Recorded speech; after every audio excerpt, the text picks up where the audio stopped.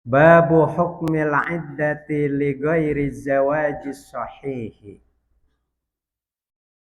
Bab ini adalah bab yang menjelaskan tentang hukum iddah. Ya. Iddah itu apa sih iddah? Eh,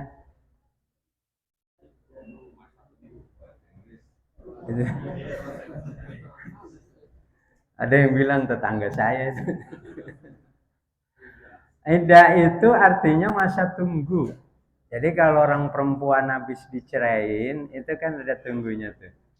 Kalau dia cerainya cerai mati, ya ada masa tunggunya. Nungguin apa tuh? Bukan nungguin suami datang. Untuk mengetahui dia hamil atau tidak, dia men atau tidak, kan kayak gitu. Ya. Nah kalau dia ditinggal mati berarti masa iddahnya berapa? Nah, 4 bulan 10 hari. Kalau dia nggak ditinggal mati biasa saja masa iddahnya berapa? 3 bulan. Kalau dia hamil dicerain masa iddahnya berapa? Sampai lahir. Nambah 40 hari lagi sampai suci. Terus kalau misalnya dia men men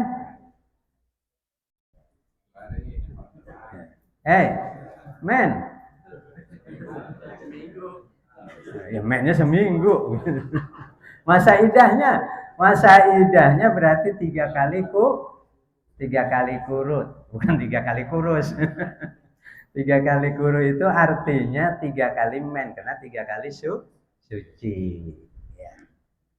Nah ini sekarang yang kita bahas lighairi zawajis sahih. Ini karena saya ambil dari beberapa kitab jadi catatan aja. Ya. Nah kenapa ini saya sampaikan? Karena ini penyakit di masyarakat kita, biar kita pada paham semua nih. Ya, walaupun nanti banyak perbedaan pendapat nggak apa-apa. Yang penting kita paham. Jangan lagi udah bertanya, nanti kalau udah disampaikan jangan banyak pertanyaan lagi. Karena banyak banget yang nanya, udah nanyanya make WA. Kalau nanya make WA kan kagak make duren. Kalau mau nanya ke rumah gitu. Hah? Iya. Oh, duren. Jadi hukum iddah itu bagi seorang, selamat datang Ustaz Sulaiman. Bagi suami istri yang tidak sah. Ya. Suami istri yang tidak sah. Hubungan di luar nikah. Wanita yang ada hubungan di luar nikah, ini mohon maaf ya.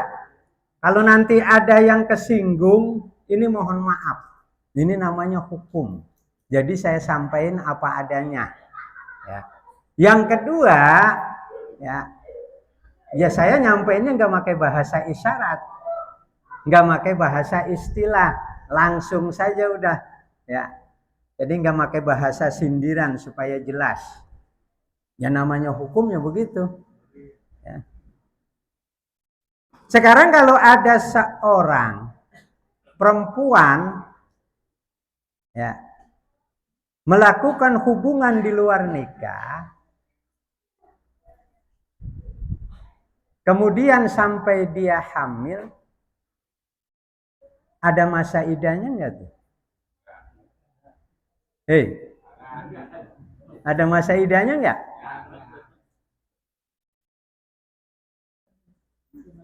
Ini jawabannya perawat nih. Nggak kompak. Ada masa iddahnya nggak? Nggak ada. Ya. Nggak ada masa iddahnya. Jadi seorang perempuan yang hubungan di luar nikah sampai hamil itu nggak ada masa iddahnya. Kalau nggak ada masa iddahnya berarti boleh nggak dinikahi? Boleh nggak? Boleh. Ya. Tuh. Ini kita jelasin lagi sini. Ya. Huwa al-ahnaf wa syafi'iyah wa thawri wa huwa ra'a Abi Bakar wa Umar.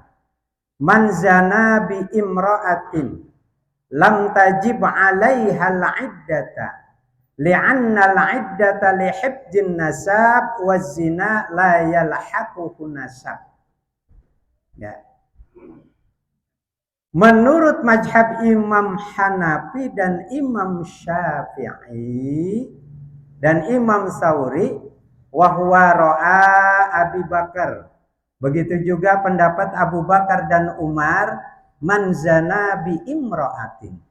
Barang siapa yang berzina dengan seorang perempuan, ya, lam tajib 'alaihal 'iddata, tidak ada kewajiban bagi perempuan itu masa iddah. Jadi kalau nggak ada masa iddahnya boleh dinikahi. Kalau laki-laki ada masa iddahnya nggak? Kagak. Ya, tinggal mati sehari gak kawin lagi nggak apa-apa. Ini namanya laki-laki bego. Li'anna al-'iddata li hifdzin nasab. Karena sesungguhnya iddah itu adalah untuk memelihara nasab. Jadi kalau iddah itu kenapa untuk memelihara nasab? Karena kan dia masa tunggu hamil atau tidak. Tuh. Men atau tidak. Kalau dia nggak men berarti kan hamil. Itu untuk memelihara nasabnya supaya tetap nyambung kepada almarhum kalau dia ditinggal mati. Wazina la yalhaquhun nasab. Dan jinah itu la yalhaquhu. Tidak ada haknya, tidak ada kaitannya dengan nasab. Ya. Nah sekarang begini contohnya, kalau ada perempuan itu hamil, saya contohin gini nih, namanya ya, ini ada pulpennya nggak nih? Ada nih. Nih Pak nih, namanya perempuannya katanya nama Sari dah, ya. Ini perempuan namanya Sari. Di bawahnya di sini ada Doni.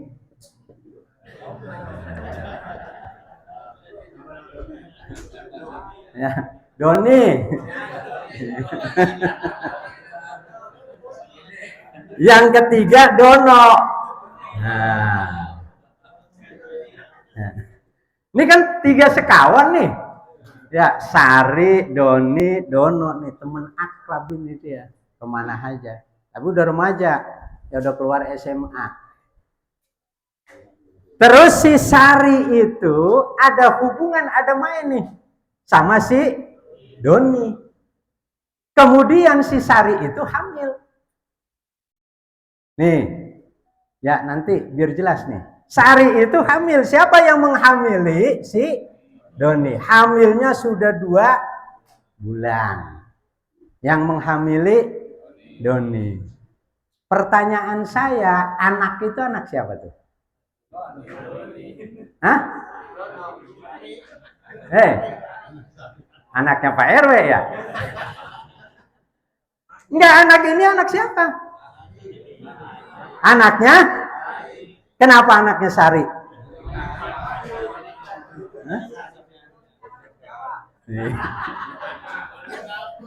Anak Sari bener.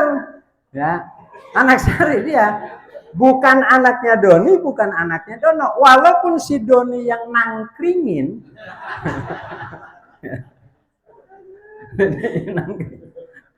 Ya. Itu belum jadi anaknya Doni itu. Masih anaknya Sari. Nah, itu di dalam kitab I'anatul Talibin di sini dikatakan waladuz zina la yunsabu li abi wa innama yunsabu li ummihi. Seorang anak hasil jinah itu la yunsabu, tidak bernasab kepada bapaknya, wa innama yunsabu li ummi, dan hanya bernasab kepada ibunya. Nih, karena belum ada pernikahan, jadi masih anaknya si Sari. Nah, paham tuh?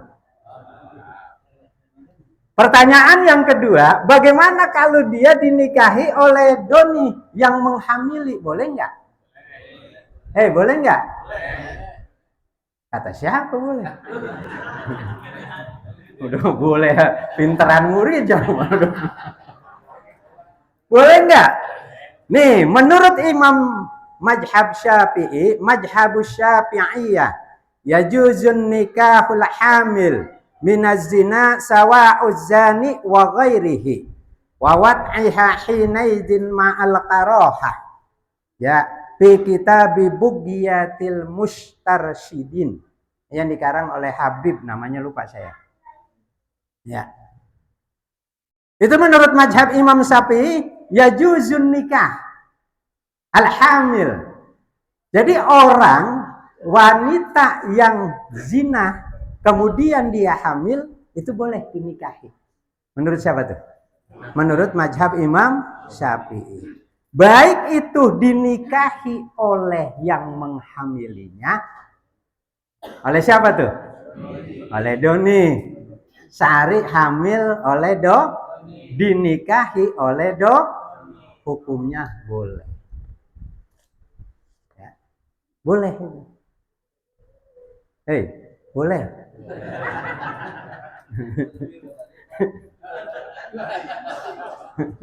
Boleh. Jadi Sari dihamili oleh doni, dinikahi oleh doni, menurut Imam Syafi'i hukumnya boleh. Ngulang lagi nggak nanti setelah lahir? Nggak usah menurut Imam Syafi'i, karena nikahnya dianggap sudah sah. Coba paham? Ya. Nah, yang kedua, di bawah ada dono. Bagaimana kalau doni cuma menghamili doang? Kagak mau nikahin. Akhirnya bapaknya Sari itu maksa supaya dono yang nikahin. Lah dono juga mau juga lagi. Ya. Nah, ketika Sari nikah dengan dono, anak siapa tuh? Anak siapa tuh? Hah? Hukum agama mengatakan tetap anaknya Sari, bukan anaknya doni, walaupun dia menghamili karena tidak menikahi. Bukan juga anaknya dono, tetap anaknya si Sari. Ya, jadi ketiban tangga tuh si dono. Ya, doni yang jahil. Nah, terus ini ada syaratnya. Ya, anak ini menjadi anaknya doni ada syaratnya. Sari nikah dengan doni. Anak ini adalah hasil dari doni. Udah 2 bulan nih dalam kandungan. Ini ada syaratnya bisa menjadi anaknya doni. Ya, apa syaratnya? Kata Imam Syafi'i begini nih. Fi Kitabil Fatawa yang dikarang oleh Ibnu Hajar Al-Haytami. Itu di sini dikatakan walau zanabi imra'atin fahamalat summa tajawwajaha fawaladat inja'at bihi lisittatin ashhurin fasaidan sabatat nasabahu. Ya. Kalau zina dengan seorang perempuan, ya, jadi bahasanya udah saya pakai zina aja ya. Kalau zina dengan seorang perempuan, fahamalat, maka perempuan itu sampai dia hamil, ya, summa tajawwajaha, kemudian perempuan itu dinikahinya, fawaladat inja'at bihi, ya, sampai dia melahirkan seorang anak. Lisittati ashhurin fasaida sabata nasabahu. Ya. Maka anak itu ya dianggap bernasab itu apabila dari sejak akad nikah sampai dia lahir itu lisittati ashhurin fasaidan sabata nasabahu. 6 bulan atau lebih maka bernasab kepada si doni. Ngerti nggak? Begini nih, masih bingung. Ya, Sari hamil 2 bulan. Yang menghamili Doni dinikahi oleh si Doni. Nikahnya sah, nikah dengan Doni. Doni dulu, nikah dengan Doni sah nih.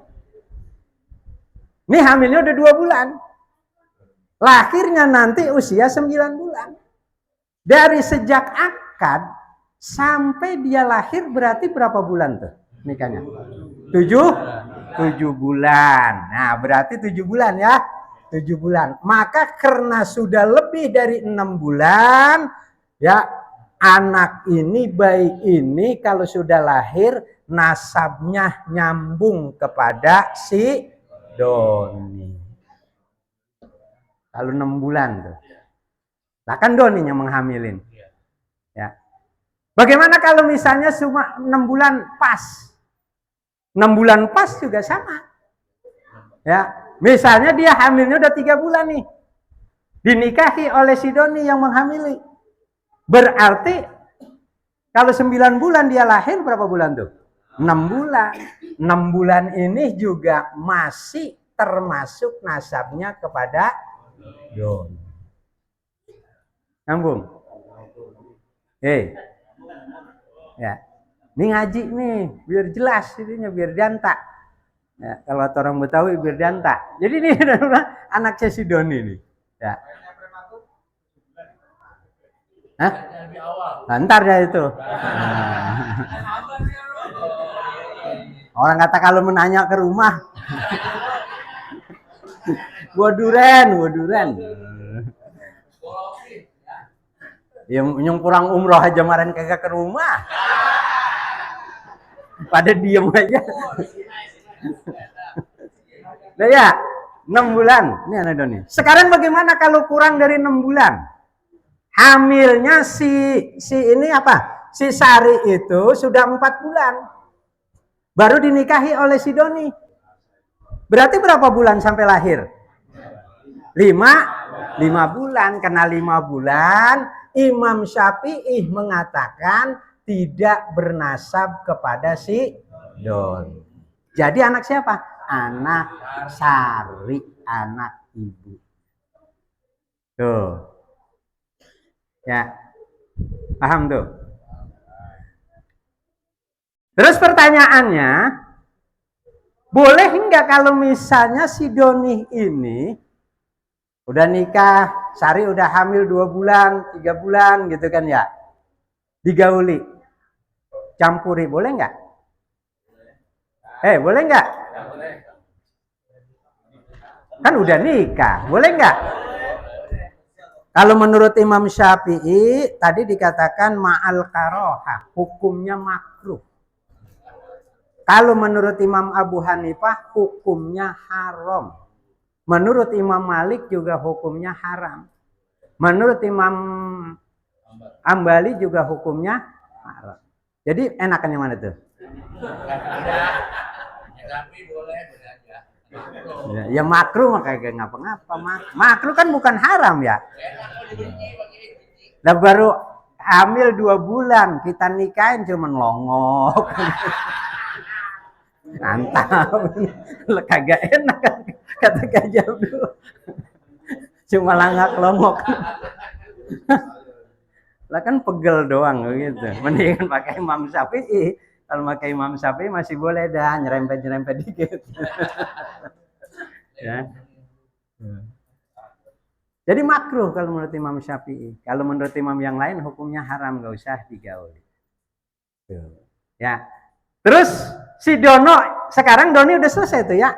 Jadi tadi kalau 6 bulan atau lebih anaknya si Doni, karena Doni yang menghamili. Kalau kurang tidak nyambung nasabnya kepada Doni menurut mazhab Imam Syafi'i.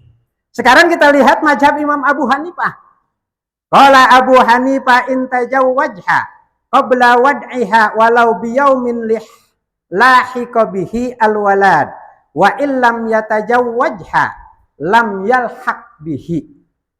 Kalau menurut Imam Abu Hanifah, ya, jika menikahi seorang perempuan qabla wad'iha, Ya, sebelum dia meletakkan itu artinya sebelum melahirkan maksudnya ini. Ribet buat kalau dia tina terlek. Sebelum dia melahirkan, perempuan itu melahirkan seorang bayi. Ya, walau biyaumin kata Imam Abu Hanifah, walaupun satu hari lahiqa bihil walad, maka itu berhak bihi ya bapaknya ya anak itu bernasab kepada yang menikahi tersebut. Wa illam yatajawwad lam yalhaq bih. Kalau tidak dinikahi ya tidak bernasab kepada bayi itu, tidak bernasab kepada yang menghamilinya. Ngerti nggak maksudnya? Jadi begini, Imam Abu Hanifah berbeda dengan Imam Syafi'i. Nih, Sari hamilnya 9 bulan. Sari hamilnya 9 bulan. Sari hamilnya 9 bulan. Ini belakang tidur aja nih.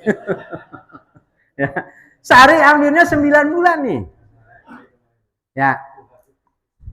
Hamilnya 9 bulan sampai hari Sabtu tadi 9 bulan. Belum lahir. Dinikahi oleh si Doni yang menghamili. Lahirnya hari besok lahirnya tuh hari Minggu. Kan 1 hari itu jelang dari selesai nikah. Maka menurut Imam Abu Hanifah, walaupun hanya 1 hari dari sejak dinikah itu bayi itu lahir, maka kata Imam Abu Hanifah bernasab kepada si Doni. Iya, naruh bibit karena dia nikahi. Ya, bernasab. Jadi lebih anu ya? Lebih apa namanya? Lebih jauh lagi dengan Imam Syafi'i. Kalau tadi kan 6 bulan atau 7 bulan ya. 6 bulan lebih. Kalau ini 1 hari lagi mau lahirkan dinikahi, nikahnya sah, maka anak itu menurut Imam Abu Hanifah nyambung kepada bapaknya si Doni. Ayo. Ya. Lah kan kadang-kadang anak-anak ada yang akalnya pinter banget ya. Malu mau buah-buahnya, malu menyanya, pakai daster gede. Tiap hari pakai daster mulu tuh bocah. Ya, emaknya bingung, lama-lama ditegesin lah. No, lu ngapa sih pakai daster aja? Kayaknya makin gede aja badan lu gemuk. Baru dia ngaku. Ngakunya udah 8 bulan. Kerja siapa ini? Tanya, ini kerjaan siapa? Pak RW.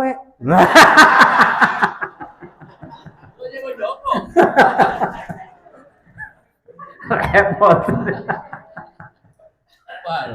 8 bulan. Kalau menurut Imam Syafi'i udah 8 bulan, walaupun yang menikahinya si Doni yang menghamilinya, maka tidak bernasab kepada Imam Syafi'i. Tapi kalau menurut Imam Abu Hanifah, bernasab dia tetap kepada si Doni itu. Ya, nah kalau udah begitu pakai Imam Abu Hanifah aja dah. Ya, lah daripada bingung tuh bocah kagak ada babanya ntar. Karena kalau tidak ada bapaknya, kata Kiai Haji Nur Ali itu pasti ditanyakan kalau dia udah gede tuh. Karena nanti di kakaknya itu kan di akte lahir itu bunyinya anak ibunya kalau kagak ada bapaknya. Anak ibunya. Kalau dia masih bayi belum nanya tuh. Ntar kira-kira udah SMA dia nanya tuh. Ya, Mak, kok saya akte lahirnya anak ibunya, bapak saya kemana? Ayo. Kalau bilang begitu jawabnya kan bingung emaknya tuh. Ya. Akhirnya anak mau daftar sekolah harus ada itu. Begitu dibaca bin bapak bin ibunya lagi. Mau daftar lain-lain, bin ibunya lagi. Bingung pasti ada pertanyaan. Para anak sekarang kan kritis. Nah ibunya kalau udah sering ditanya begitu kan bingung. Baba lu mati udah. Paling jauh begitu. Paling gampang jawabnya begitu. Baba lu mati biar kagak nanya-nanya lagi dah. Lah biar babanya mati juga dalam hukum Islam. Kan pasti binnya bin babanya. Kalau dia cerdas tuh. Bin babanya. Kenapa ini binnya? Oh. Malah jawab, ini lu mah sebenarnya anak iseng-iseng. Gitu. Nah, secara psikologi diceritain itu sama ibunya, maka beban anak itu psikologinya akan menjadi besar. Ya, mentalnya jadi tidak bagus. Ya, ya, keliling, ayo keliling. Ya. Keluarin, Pak.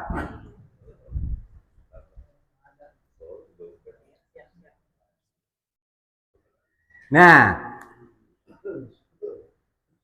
ya. Karenanya menurut hukum positif, ini ada perbedaan, ya. Kalau dalam hukum positif, si Dono ini yang tidak menghamili kemudian dia menikahi si Sari, ya, maka dalam hukum positif bisa menjadi bin bapaknya, bin anak itu. Kalau menurut hukum positif ya. Tapi kalau menurut hukum Islam tetap walaupun dia sudah nikah nih si Dono karena tidak menghamili, Dono sudah nikah dengan si Sari, maka si Dono itu dalam hukum Islam tetap tidak nyambung nasabnya kepada anak. Tapi kalau dalam hukum positif berbeda. Kalau dalam hukum positif, ya si Sari itu anaknya lahir, kemudian dia nikahnya sama si Dono, Dono yang tidak menghamili, maka dalam hukum positif dianggap bernasab, nyambung kepada si Dono. Nih, saya bacakan nih, saya kutip, ya. Hukum positif, jika perempuan lajang hamil dinikahi oleh laki-laki lain yang tidak menghamilinya, menurut kompilasi hukum Islam pasal 99 dan Undang-Undang nomor 1 tahun 1974 pasal 42, anak yang sah adalah anak yang dilahirkan atau sebagai akibat perkawinan yang sah. Dono tidak menghamili Sari, nikah dengan Sari yang sedang hamil 2 bulan, sah nggak? Sah. Maka karena dia nikahnya sah, dalam hukum positif itu dianggap bayi itu nanti kalau lahir, oh nih, itu bisa binnya bin Dono. Ya. Kenapa begitu? Besar kemungkinan penetapan dalam kompilasi hukum Islam dan Undang-Undang nomor 1 1974 ini adalah demi kemaslahatan dan kebaikan anak tersebut. Supaya nggak nanya-nanyain kayak tadi. Ya, psikologinya terjamin. Ya, kebaikan anak itu juga terjamin. Dia punya figur seorang ayah, yaitu yang bernama si Dono. Boleh kalau dalam hukum positif. Ya, ya udah kalau udah begitu mak, sadede kalau ada temen begitu, ya dia nggak mau nikah, nikahin aja ente, nggak apa-apa. Ya, anak walau udah hamil, udah aja anggap sedekah, ngerawatin, ya berbuat baik begitu, gak ngapa-ngapa. Ah, kalau nggak diomelin sama istri. Jadi hukum positif itu agak berbeda sedikit ini dengan hukum Islam. Ya, tapi pemerintah itu mempertimbangkannya adalah psikologi anak. Kemaslahatan untuk anak itu. Kalau bapaknya memang udah dosa. Ya, babanya mamanya kan memang berbuat zina kan dosa dia. Ya. Nah, anak ini adalah pemerintah itu menjamin secara psikologi dan kemaslahatannya, kebaikannya supaya tidak terganggu. Maka dia nikah Medono yang tidak menghamili, sudah hamil 2 bulan Sari itu, maka boleh binnya oleh pemerintah bin Dono anak tersebut. Ya, kalau peraturan jangan protes sama saya, sono udah pemerintah, nggak bisa apa-apa, karena ini melewati melewati DPR macam-macam udah. Ya. Paham tuh? Paham nggak? Ya kalau udah paham udah kayaknya ya. Nah itu. Terus terakhir, bagaimana kalau selingkuh? Selingkuh.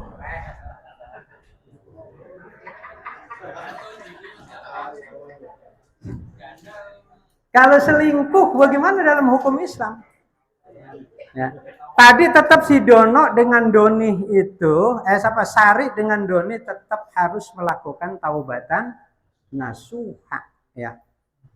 Kalau dulu sebelum nikah dia taubat dulu itu.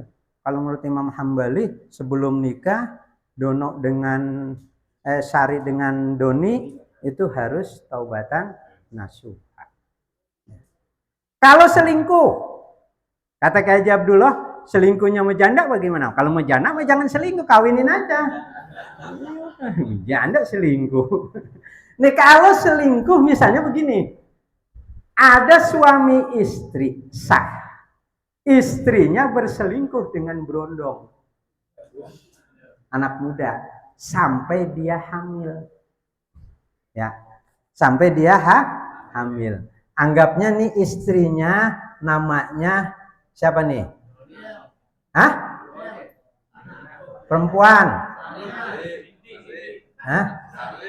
Sanah dah Sanah. Sanah. Nah, ya. Suaminya namanya Reza. Nah, ya. Berondongnya namanya Ajis. Ya. Ini dia suami sah nih, Sanah Mereja suami sah. Ya. Lalu selingkuh dengan si Ajis istrinya, Sanah itu. Kemudian dia selingkuh, suaminya si Reja tidak tahu, sampai Sanah ini hamil 2 bulan. Hamil 2 bulan. Ya. Pertanyaannya karena dia sudah hamil 2 bulan, anak siapa? Hah? Anak siapa? Hei. Anak siapa? Lah kata Reja, lo gua kagak nanam saham. Yang nanam saham si Ajis. Hah? Ayo. Hei, kok jadi bingung nih? Anak siapa? Anak Sana sama anak Reja. Kenapa? Karena Reja suami yang sah. Walaupun si bayi ini adalah kerjaan si Ajis. Emang brengsek Ajis. Umat nangkring doang. Lah Ajis ini juga bingung. Kalau dinikahin karena masih ada suaminya kan begitu ya.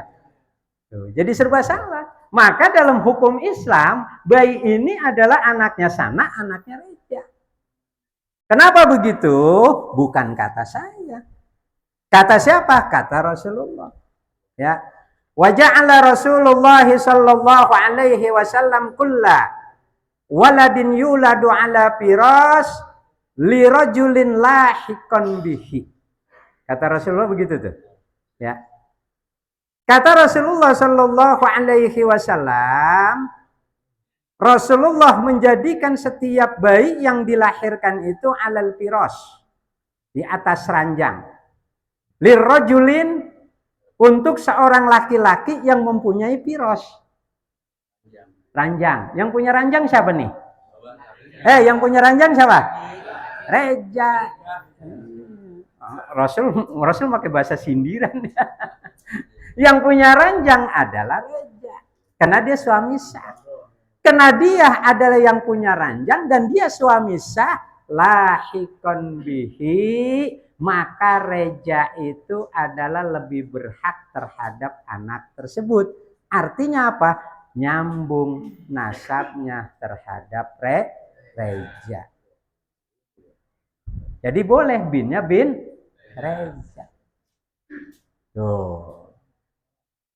Paham gak tuh? Ya. Boleh binnya bin Reja.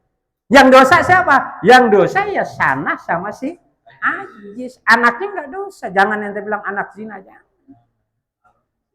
Itu ada pengecualian. Kalau Reza ini menerima. Nih Reja tahu nih selingkuh hasil perbuatan si Ajis. Kan gitu ya. Reza menerima. Berarti nyambung tuh anaknya, jadi bisa anaknya si Reja. Kalau Reja tidak menerima, maka di sini dikatakan dalam hadis illa an yanfihi, Kecuali kalau reja itu tidak menerima. Kalau dia tidak menerima, maka ada dua hal. Dalam hukum Islam ada yang disebut sumpah li'an. Li'an itu sumpahnya ya sama Allah langsung. Demi Allah, kata reja, ya Allah, ya Tuhan, demi Allah, saya tidak melakukan dan tidak mengakui bahwa anak tersebut adalah hasil perbuatan yang saya lakukan. Jika memang saya berbohong, maka saya siap untuk mendapat laknat dari Allah Subhanahu wa Ta'ala. Ada sumpah begini. Kalau dia nggak benar-benar dia nggak melakukan, ya, maka dia berarti selamat dari laknat Allah. Tapi kalau dia yang melakukan, walaupun suami sah, kemudian dia tidak mengakui, tetap dia masih ini anaknya ajis, dengan sumpah itu nanti dia akan kena laknat dari Allah Subhanahu wa Ta'ala. Itu hukum agama. Nah sekarang hukum yang sekarang pakai apa tuh? Kita gunakan teknologi yang disebut dengan DNA. Nggak usah pusing-pusing. Begitu lahir, cek aja udah itu. Darahnya, bisa rambutnya, ya bawa tuh ke lab reja dengan anak itu. Nanti dites tuh, ya nyambung nggak tuh secara biologis. Kalau nggak nyambung, nah berarti ya periksa si ajis, nyambung nggak anak ajis. Kalau memang nyambung ke anak ajis, maka reja itu memang sudah bersikeras untuk menolak. Kalau dia menolak berarti adalah tidak siap untuk nyambung kepada binnya bin si reja. Ya. Anak siapa jadinya? Kembali lagi, anak ibunya saja. Pelit ya, ribet kayak begini ya. Anaknya kesian jadinya. Ya makanya Allah kan katakan ku anfusakum wa ahlikum. Nah, ya pelihara diri kita, pelihara keluarga kita, anak-anak kita, jangan sampai melakukan seperti ini. Paham tuh? Ya. Jadi mudah-mudahan dapat dimengerti kalau nanti ada tetangga, ada sahabat yang nanya kebetulan anaknya kejadian seperti itu, ya sudah hamil 2 bulan, menurut Imam Syafi'i boleh dinikahi. Boleh yang nikahi adalah yang menghamilinya, boleh juga yang menikahi orang yang tidak menghamilinya. Setelah lahir diulang lagi enggak? Tidak usah diulang lagi menurut Imam Syafi'i karena nikahnya sudah sah.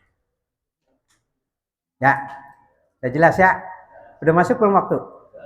Waduh, kelamaan ya. Al-Fatihah. A'udzubillahi minasyaitonirrajim. Bismillahirrahmanirrahim. Alhamdulillahirabbil alamin. Arrahmanirrahim. Maliki yaumiddin. Iyyaka na'budu wa iyyaka nasta'in. Ihdinas siratal mustaqim. Siratal ladzina an'amta 'alaihim ghairil maghdubi 'alaihim waladdallin. Dari saya kurang lebihnya mohon maaf atas perhatian kehadirannya. Saya ucapkan banyak terima kasih. Untuk doanya nanti Kiai Haji Abdullah yang membacakan doanya. Wabillahi taufiq wal hidayah. Wallahul muwaffiq ila aqwamit thoriq. Wassalamualaikum warahmatullahi wabarakatuh.